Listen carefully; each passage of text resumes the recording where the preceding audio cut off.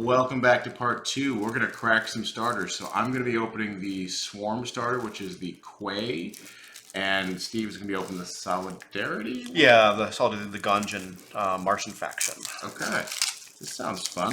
You do yours first on my second? Yeah, I'll do mine first, and you can kind of, let's see what the cards look like. And I've actually never seen these before, so you're the only one. You're telling me you went to opening day? I went in Berkeley, California. I went to, I think it was Eudaimonia. Sadly, games were closed during the pandemic. Great game store, and bought these decks on opening day. Release day, I bought a couple of them.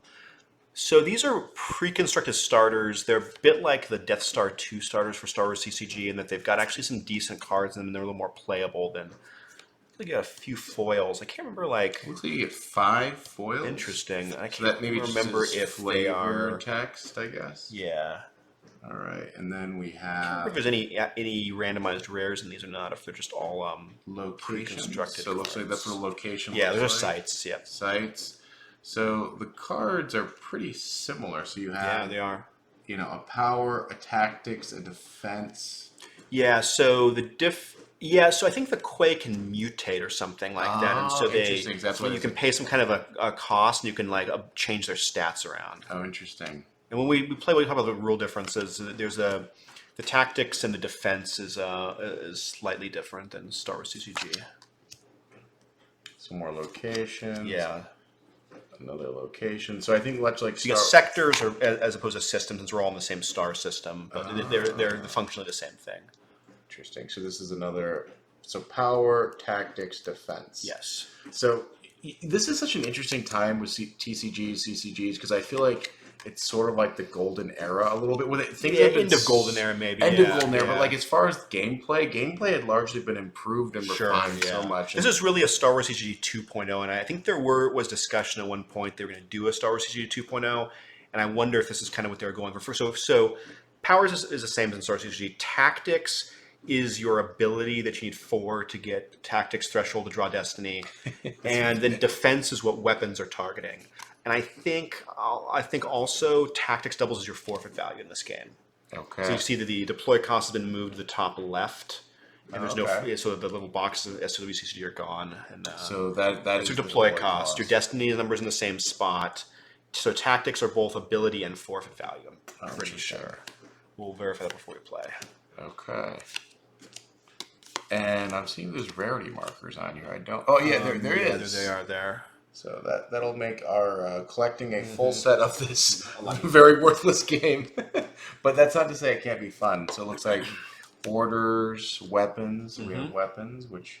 Weapons are better in this game, I think, than in Star Wars CCG overall, as I recall. Ganymede. So this is fun. Actually, pull a location. I'll show something interesting about the locations. Sure. Let me... Next one I find. Okay. So this is a location. So what we've got here are these, this little... If you can see this little spatial anomaly symbol, that is an energy icon, and I think that's the same thing as your force icons. And this symbol here is a faction symbol. So one thing they do, as you can see, all the card backs are the same in this game, which is how Star Wars should have been. So a little more like in Star Trek CCG, you can mix and combine factions. But the thing is that you need these, I think they're called loyalty points or something. So those are your sites and sectors generate loyalty points. So bigger units are going to require 2 or 3 of a faction loyalty. So that way you can't just slam big stuff on turn 1 usually, which is one of the critiques of Star Wars CCG. Some people think it's a little bit problematic that you can deploy Darth Vader on turn 1 and really ambush people. Yeah, I agree. So this game, a little bit more like Magic, you need to build up to the bigger units. And you were kind of saying this game had potential of being like space Magic on this. As we see if we play, we'll see if we still feel that way. But I felt like it had the potential. The art is pretty solid in this. The templating looks good. Good game engine. Intriguing, the little bit tropey space storyline. I think it could have been something under different circumstances. Okay, I'm just getting through this because I want to go through yours. Sure. And I'm realizing that we might play in our next video because we need to read the rule book. Sure. A little more in depth. We can review that again. So why don't you open up yours, Steve?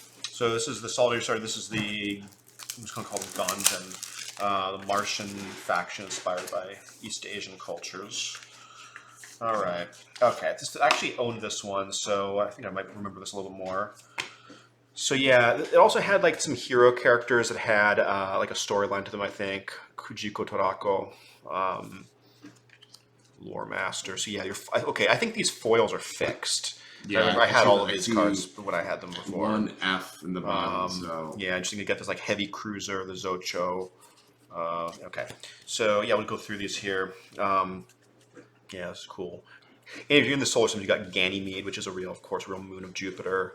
Um, resource, some fighters, grid Titians, Jikoku fighter. I'm just looking through this art. They got katanas. They did a kind of a cool job. The art is solid. Yeah, it's up there with like solid Magic the Gathering style sci-fi fantasy art. Wonder if any of the artists are the same for Magic. They contracted. Yeah. Yeah, so this faction seems like it's got like heavy cruisers and mechs and things like this. So I'm wondering how this is going to pair up. So you're going to be kind of like more like stronger big units, maybe like green, and this is more swarming, kind of like a. But one thing I think they did do well with this game is I think every game is usually a 2-theater war, both space and ground. I think they were able to make that work nicely, as I recall. Okay. All right. I'm not going through this as well as I think you did, but No, that's okay. Guardian class carrier, Ganymede, Taihu. Okay. Yeah. So the one thing I'll say about this game as well, Pilgrim's Haven. We can confirm this or not, but I think that this game works pretty well outside of these starters. Mm-hmm. I think we're just gonna fire up a game. We gotta review the manual here quick. So I think we're gonna do part 3 will be us playing. Yep. But I think these are pretty much ready to play. They're already out of the box. Do we want to just open a booster? Let's open the booster. Yeah, sure. Let's open a few boosters. Yeah. So it's always... We need to get sleeves for these. Steve, it's a good joke in this because I double sleeve all my decks typically, and it's like blasphemous in my house to usually play without sleeves. Yeah. No disrespect to this game, but I don't think I'm gonna use sleeves. Yeah. So let's open up. Let's do 3. We'll do the top row. So you're going to see there's foils in this game. I don't know what the ratio of the packs foils, but they appear, I think, similar to Lord of the Rings. I have no idea what I'm going to do with this box afterwards. We probably have to recycle it. But so let's see what these packs look like. There's a Quay. Same guy you open the starter of. The Maverick. So how do we know what faction? So the grayish brown is the Quay. Oh, I see. Oh, there's an icon. Yeah, there's an icon. Also, the templating is different. The color is different. This is an orangey. So unlike Star Wars, the factions all share one color. The card types don't change color. So yellowish is Maverick, which are a lot like in the Expanse, the Belters. So maybe blue is Earth. No, blue is She. She. Oh, this is cool. Yeah, kind of Protossy. Green is Earther. Green is Earth, Venus and Garrison Fighter. Yeah. I'm just seeing. What our rare is. Here's our rare. Cerebral Incursion. Oh, we pulled. This is a $2,000 rare. One thing. So, Kizen or Kaizen, that's the Jedi subtype. So his asset is the same thing as an effect. Subtype Kizen. Okay, interesting. So somehow related to powers, I think. So this is our rare. I'm not actually sure if there's more than one rare. There's only one rare per pack. And I think more than one rare. I think was like this is cool. Earther Bot. Mm-hmm. Oh, there's a neutral. So yeah, that's a neutral card type. I feel like the more than one rare thing was a later edition. Yeah. Okay, Steve, do you want to do the honors of opening? Oh yeah, she's on the box. Okay. Yeah, I'll do one. Take your pick there. All right. I still remember that I think the 2 expensive and broken cards in the set at the time were the Gambler and I don't think his name is either the Rifleman or I can't remember the playtest name for him because there was a playtest set of this. But yeah, the Gambler definitely is a broken card. Get the Gambler, that'll be fun. Okay. Oh, that's interesting. They did. So it's one rare or a foil card. Interesting. Okay. That is. So a foil could take the place of a rare. It could be a common foil. Yeah.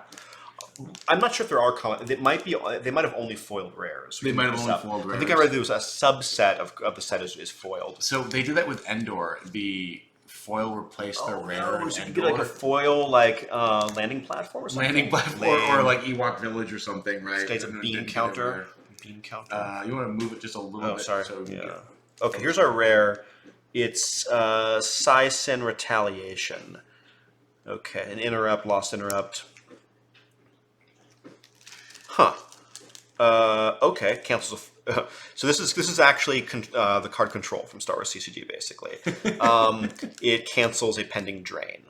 So there's also force drains. But there are drains. Yes, they call it energy drains. Interestingly about this card, if you have a Kaizen at a battleground location, you can pay 1 energy. If you do, this interrupt is used instead of lost. So you can actually do this. They're balancing things a little bit here because, first of all, like control is free in Star Wars HD. Here it costs 2 and requires 2 faction icons. And it's a lost interrupt as opposed to a used interrupt. Is control lost interrupt? Control's a lost interrupt, actually. Control's lost, yeah, but anyway, so this is a lost interrupt, but you can pay an additional to make it a used interrupt. Anyway. Cool. Okay, I think that's all the good stuff in this pack. Everything else looks standard. I'm going to open one last one here, see if we get... I'm going to separate the rares out because I want to pull some decks for easier to know what we have for our rares. Maybe we're going to end up making a cube out of this. I think this game is cubable. I think this game could be a solid cube. What's the other one? All right, one more pack here, and then we're going to read the rule book. Steve has played this before. I have not ever played this. So we can see our faction icon right up there. So this is all Quay. Is that our rare? No, just a cool looking starship. I am enjoying this art. Oh, and here's our rare. What do we get? Daigen. Danigan. He's a. It looks like it's a mech. So this is Ganjin mech. This is the Ganjin from Mars, sort of like samurai. Samurais of Mars. Size 3. A Nobot. So this is like your kind of huge anime style mechs. So pretty cool. Power 9, Tactics 4. So that would probably go well in your deck. Yeah. And I think that's about it. Zealous Squad. So a lot of cool cards. Yeah. We'll have to dig through stuff a little bit. So we're going to be back in part 3 once we actually figure out how to play and actually play a game. So hope everyone's enjoying it so far and tune in for the next time.